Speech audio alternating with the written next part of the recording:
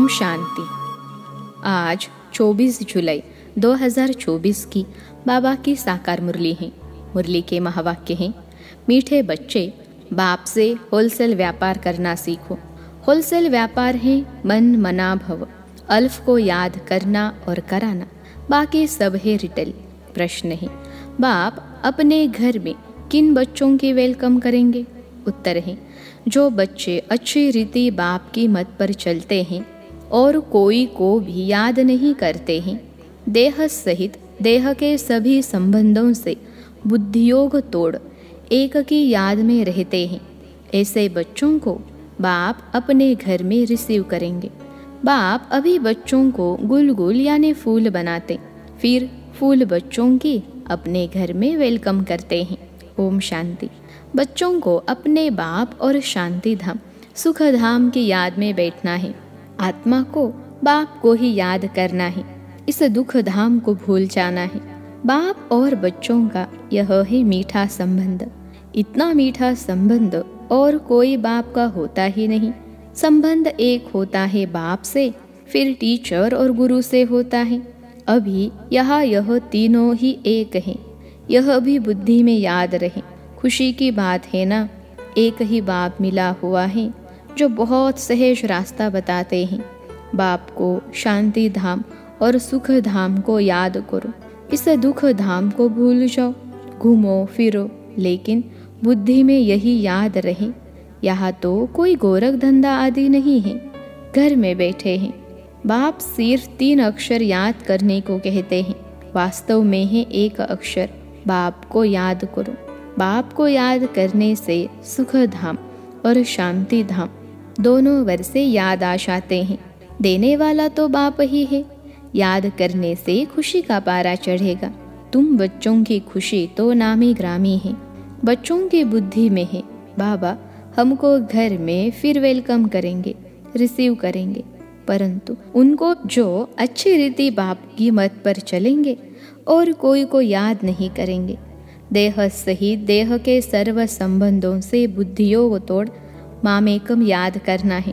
भक्ति मार्ग में तो तुमने बहुत सेवा की है, परंतु जाने का रास्ता मिलता ही नहीं। अभी बाप कितना सहज रास्ता बताते हैं, सिर्फ यह याद करो। बाप बाप भी है, शिक्षक भी हैं, सृष्टि के आदि मध्य अंत का ज्ञान सुनाते हैं जो और कोई समझा न सके। बाप कहते हैं अब घर चलना है, फिर पहले पहले सतयुग में आएंगे। इस छीछी दुनिया से अब जाना है। भल यहाँ बैठे हैं, परंतु यहाँ से अब गए कि गए। बाप भी खुश होते हैं। तुम बच्चों ने बाप को इनवाइट किया है बहुत समय से, अब फिर बाप को रिसीव किया है। बाप कहते हैं मैं तुमको गुलगुल बनाकर फिर शांति धाम में रिसीव करूँगा, फिर तुम नंबरवार चले जाएंगे। कितना सहज है, ऐसे बाप को भूलना नहीं है। बात तो बहुत मीठी और सीधी है। एक बात अल्फ को याद करो, भल डिटेल में समझाते हैं, फिर पिछाड़ी में कहते हैं अल्फ को याद करो, दूसरा न कोई। तुम जन्म जन्मांतर के आशिक हो, एक माशुक के। तुम गाते आए हो बाबा आप आएंगे तो हम आपके ही बनेंगे। अब वह आए हैं तो एक का ही बनना चाहिए। निश्चय बुद्धि विजयंती, विजय पाएंगे रावण पर। फिर आना है राम राज्य में। कल्प कल्प तुम रावण पर विजय पाते हो। ब्राह्मण बने और विजय पाई रावण पर। राम राज्य पर तुम्हारा हक है। बाप को पहचाना और राम राज्य पर हक हुआ। बाकी पुरुषार्थ करना है ऊंच पद पाने का। विजय माला में आना है, बड़ी विजय माला है। राजा बनेंगे तो सब कुछ मिलेगा। दास दासिया सब नंबरवार बनते हैं, सब एक जैसे नहीं होते। कोई तो बहुत नज़दीक रहते हैं जो राजा रानी खाते। जो कुछ भंडारे में बनता वह सब दास दासियों को मिलता है, जिसको 36 प्रकार का भोजन कहा जाता है। पदमपति भी राजाओं को कहा जाता है, प्रजा को पदमपति नहीं कहेंगे। भल वहाँ धन की परवाह नहीं रहती, परंतु यह निशानी देवताओं की होती है। जितना याद करेंगे उतना सूर्यवंशी में आएंगे। नई दुनिया में आना है न, महाराजा महारानी बनना है। बाप नॉलेज देते हैं नर से नारायण बनने की। जिसको राजो कहा जाता है। भक्ति मार्ग के शास्त्र भी सबसे जास्ती तुमने पढ़े हैं, सबसे जास्ती भक्ति तुम बच्चों ने की है। अब बाप से आकर मिले हो। बाप रास्ता तो बहुत सहज और सीधा बताते हैं कि बाप को याद करो। बाबा बच्चे बच्चे के समझाते हैं। बाप बच्चों पर वारिश आते हैं। वारिस है तो वारिश आना पड़े। तुमने भी कहा था बाबा आप आएंगे तो हम वारिश आएंगे, तन मन धन सहित कुर्बान जाएंगे। तुम एक बार कुर्बान जाते हो, बाबा 21 बार जाएंगे। बाप बच्चों को याद भी दिलाते हैं, समझ सकते हैं। सब बच्चे नंबरवार पुरुषार्थ अनुसार अपना अपना भाग्य लेने आए हैं। बाप कहते हैं मीठे बच्चों, विश्व की बादशाही हमारी जागीर है। अब जितना पुरुषार्थ तुम कर लो, जितना पुरुषार्थ करेंगे उतना ऊंच पद पाएंगे। नंबर 1 सो नंबर लास्ट में है। नंबर 1 में फिर ज़रूर जाएंगे। सारा मदार पुरुषार्थ पर है। बाप बच्चों को घर ले जाने आए हैं।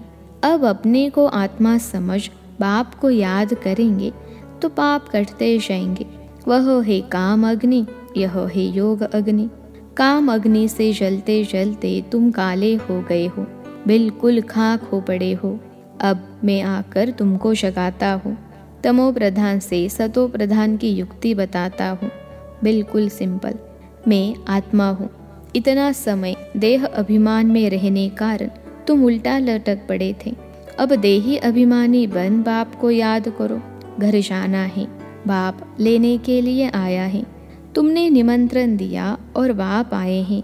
पतितों को पावन बनाकर पंडा बन ले जाएंगे सब आत्माओं को। आत्मा को ही यात्रा पर जाना है। तुम हो पांडव संप्रदाय। पांडवों का राज्य नहीं था, कौरवों का राज्य था। यहाँ तो अभी राज्य भी खत्म हो गए हैं। अभी भारत का कितना बुरा हाल हो गया है। तुम पूज्य विश्व के मालिक थे, अब पुजारी बने हो तो विश्व का मालिक कोई भी नहीं। विश्व के मालिक सिर्फ देवी देवता ही बनते हैं। यह लोग कहते हैं विश्व में शांति हो। तुम पूछो विश्व में शांति किसको कहते हो? विश्व में शांति कब हुई है? वर्ल्ड की हिस्ट्री ज्योग्राफी रिपीट होती रहती है, चक्र फिरता रहता है। बताओ विश्व में शांति कब हुई थी? तुम कौन सी शांति चाहते हो? कोई बता नहीं सकेंगे। बाप समझाते हैं विश्व में शांति तो स्वर्ग में थी, जिसको पैराडाइज कहते हैं। क्रिश्चियन लोग कहते हैं बरोबर क्राइस्ट से 3000 वर्ष पहले पैराडाइज था। उनकी न पारस बुद्धि बनती है न फिर पत्थर बुद्धि बनती है। भारतवासी ही पारस बुद्धि और पत्थर बुद्धि बनते हैं। न्यू वर्ल्ड को हेवन कहा जाता है, पुरानी को तो हेवन नहीं कहेंगे। बच्चों को बाप ने हेल और हेवन का राज समझाया है। यह है रिटेल। होलसेल में तो सिर्फ एक अक्षर कहते हैं, माँ में कम याद करो। बाप से ही बेहद का वर्षा मिलता है। यह भी पुरानी बात है। 5000 वर्ष पहले भारत में स्वर्ग था। बाप बच्चों को सच्ची सच्ची कहानी बताते हैं। सत्यनारायण की कथा, तिजरी की कथा, अमर कथा मशहूर है। तुमको भी तीसरा नेत्र ज्ञान का मिलता है। उसको तिजरी की कथा कहा जाता है। वह तो भक्ति की पुस्तक बना दी है। अब तुम बच्चों को सब बातें अच्छी रीति समझाई जाती हैं। रिटेल और होलसेल होता है ना। इतना ज्ञान सुनाते हैं जो सागर को स्याही बनाओ तो भी अंत न आए। यह हुआ रिटेल। होलसेल में सिर्फ कहते हैं मन मना भव। अक्षर ही एक है, उसका अर्थ भी तुम समझते हो और कोई बता न सके। बाप ने कोई संस्कृत में ज्ञान नहीं दिया है। वह तो जैसा राजा है वह अपनी भाषा चलाते हैं। अपनी भाषा तो एक हिंदी ही होगी, फिर संस्कृत क्यों सीखनी चाहिए? कितना पैसा खर्च करते हैं। तुम्हारे पास कोई भी आए उनको बोलो बाप कहते हैं मुझे याद करो तो शांति धाम सुख धाम का वर्षा मिलेगा। यह समझना हो तो बैठकर समझो। बाकी हमारे पास और कोई बात नहीं है। बाप अल्फ ही समझाते हैं, अल्फ से ही वर्षा मिलता है। बाप को याद करो तो पाप नाश हो। फिर पवित्र बन शांति धाम में चले जाएंगे। कहते भी है शांति देवा, बाप ही शांति के सागर हैं, तो उनको ही याद करते हैं। बाप जो स्वर्ग स्थापन करते हैं वह तो यहाँ ही होता है। सूक्ष्म वतन में कुछ भी है नहीं, यह तो साक्षात्कार की बातें हैं। ऐसा फरिश्ता बनना है, बनना यहाँ ही है। फरिश्ता बनकर फिर घर चले जाएंगे। राजधानी का वर्षा बाप से मिलता है। शांति और सुख दोनों वर्षे मिलते हैं। बाप के सिवाय और कोई को सागर कह नहीं सकते। बाप जो ज्ञान का सागर है वही सर्व की सद्गति कर सकते हैं।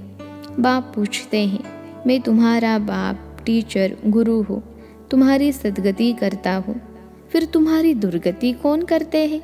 रावण। दुर्गति और सद्गति का यह खेल है। कोई पूछते हैं तो पूछ सकते हैं। भक्ति मार्ग में प्रश्न ढेर उठते हैं, ज्ञान मार्ग में प्रश्न की बात नहीं। शास्त्रों में तो शिव बाबा से लेकर देवताओं की भी कितनी ग्लानि कर दी है, किसको भी छोड़ा नहीं है। यह भी ड्रामा बना हुआ है, फिर भी करेंगे।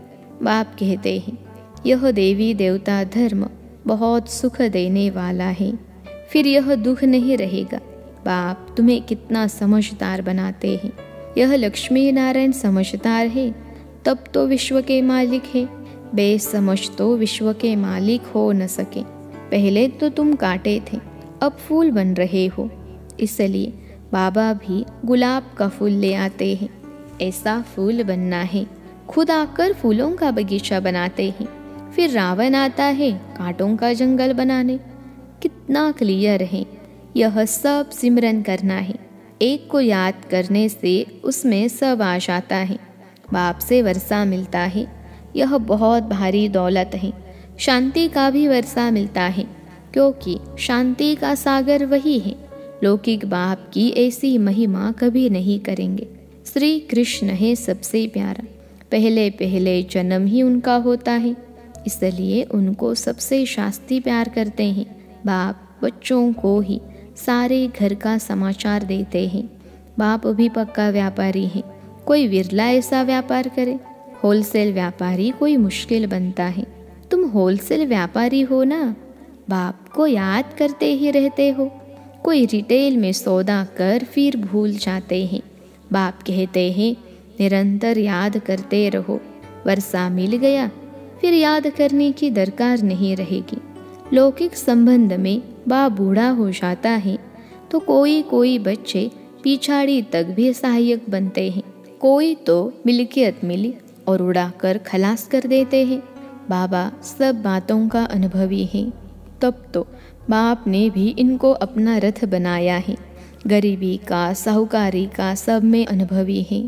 ड्रामा अनुसार यह एक ही रथ है, यह कभी बदल नहीं सकता। ड्रामा बना हुआ है, इसमें कभी चेंज नहीं हो सकती हैं। सब बातें होलसेल और रिटेल में समझाकर फिर अंत में कह देते हैं, मन मना भव, मध्याजी भव। मन मना भव में सब आ जाता है। यह बहुत भारी खजाना है, उनसे झोली भरते हैं। अविनाशी ज्ञान रत्न 1-1 लाख रुपए के हैं। तुम पद्मा पदम भाग्यशाली बनते हो। बाप तो खुशी ना खुशी दोनों से न्यारा है। साक्षी हो, ड्रामा देख रहे हैं। तुम पहाड़ बजाते हो, मैं पहाड़ बजाते भी साक्षी हूँ। जन्म मरण में नहीं आता हूँ, और तो कोई इनसे छूट नहीं सकता, मोक्ष मिल न सके। यह अनादि बना बनाया ड्रामा है, यह भी वंडरफुल है। छोटी सी आत्मा में सारा पार्ट भरा हुआ है। यह अविनाशी ड्रामा कभी विनाश को नहीं पाता।